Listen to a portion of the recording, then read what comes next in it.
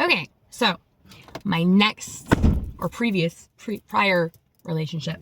Oh man, let's see.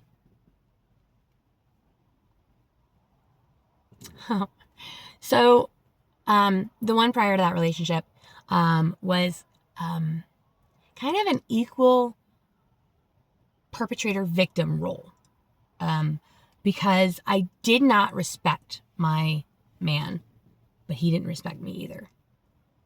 It was a mutual, like, just shit all over each other. He didn't care about my boundaries, especially to my body. I had a few times that I had to tell him that just because I was his girlfriend, that didn't mean he could just have me whenever he wanted. But he walked right through that every time. Every time. There was one time I came home from a float trip and both of my legs, my hips, like all the way down, were like super sunburned. And then the inside of my thighs were like super sunburned because I'd been sitting on a raft all day. And my legs were exposed to the sun. And so they were very uncomfortable. And so I was just, lying there with aloe vera gel all over my legs trying to cool myself off. He walked right through my boundaries. But I was not very nice to him. I manipulated the fuck out of him. A lot. But I felt like if you don't respect me, I'm not going to respect you.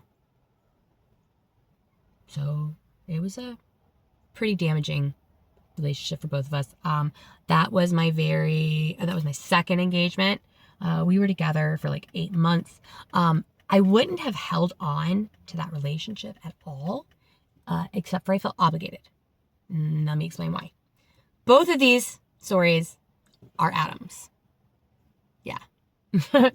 So we'll start with the first Adam, the one that came first.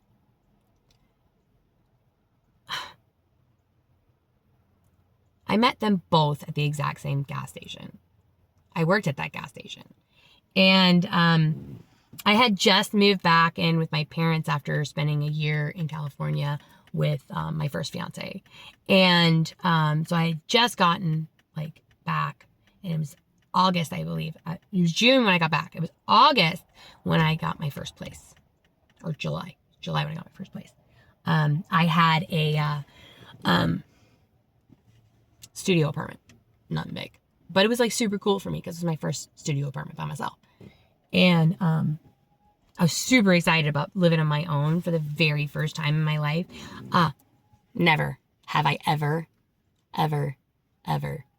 Oh, not true. I lived alone for the 3 years I lived in Alaska, aside from the 6 months I was living with Harry. Other than that, I'm 40 years old. 3 of those years have been alone, that's it. The rest of it's all been in a relationship, and it's usually been somebody that's been mooching off of me.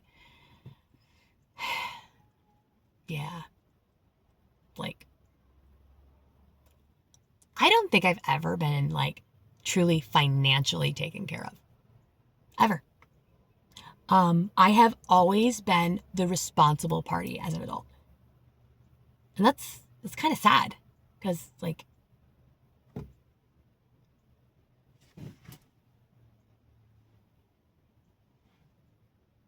yeah.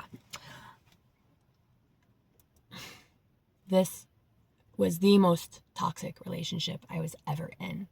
And it did more damage in 2.5 months than the 10, 11 combined years of my last 2 husbands. They ramped up as they went along, but this one almost broke me. And this is why I spent 3 years brutally numb.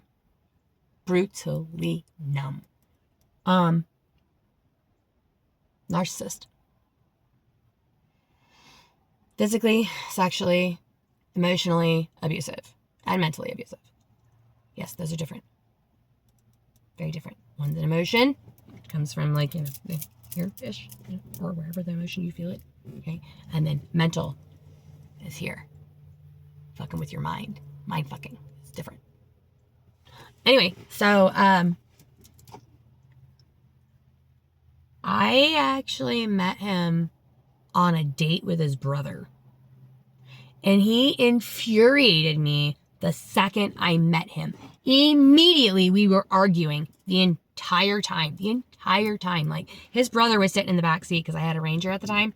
And so he had to sit in the back seat because he was the shorter of the two, because Adam was like 6'3", I think. He was 6'3". Yeah, he was like 6'3". So he wouldn't have been able to fit in the little fold-down seats in the back of a Ranger. So he sat in the front, and the entire conversation was between him and I. His brother didn't say a word the entire time. We went to dinner. We went back to their place. Well, their mom's place. And we kept talking. Well, the guy that I was actually originally on the date with literally left me for his ex-girlfriend like 5 minutes after we got back to his house. So, whatever. Then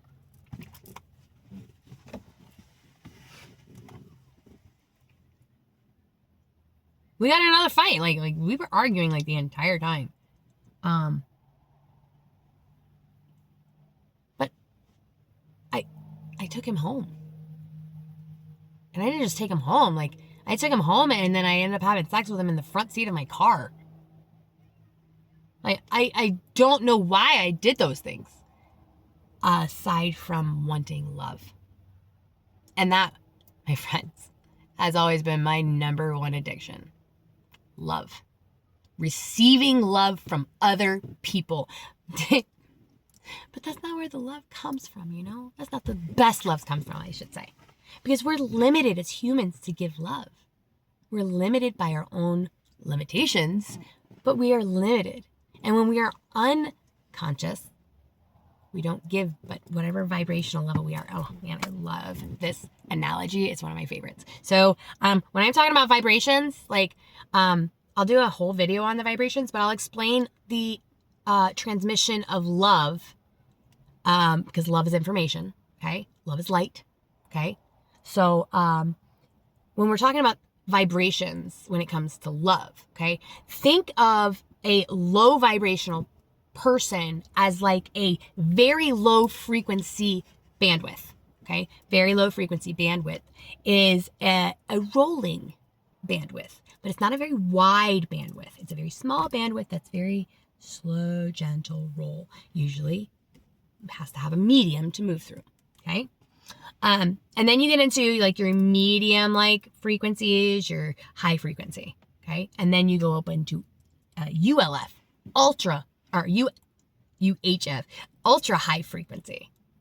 Okay, and when you get to the ultra high frequency, that's when it's like moving like super duper fast, and it's super wide because it's going like this. Okay, it's not going like this. Okay, and the amount of width of that little wave is how much energy can be transferred on that link. Okay, so you got a lot there, right? But if you have this ultra high frequency, you've got that much room because these are going like this. Okay, so you got that much room to send in love. Big difference, huh? The amount of love that can get through this gap here is a lot, not a lot. So the amount of love I was wanting to feel was from a higher vibrational area, because I knew that in the higher vibration, well, I didn't know. Under all of that, I knew that the higher vibrational love is a broader frequency. Okay, so I'm going to end this one at this, because I honestly do not even remember what I was talking about. I think it might be time for me to take a break and take a nap. I haven't slept very much in the last few days. Talk to you guys later.